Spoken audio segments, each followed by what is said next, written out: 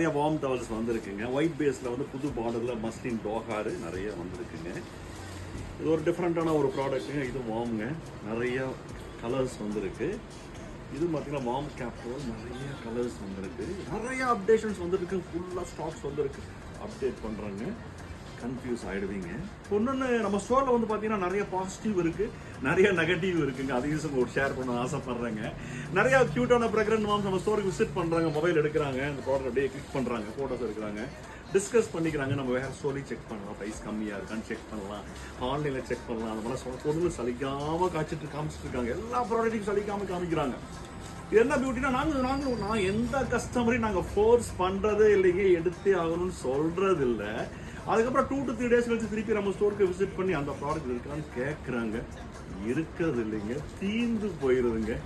Visit பண்ணி பாருங்க, use பண்ணி பாருங்க. தேங்க்யூங்க.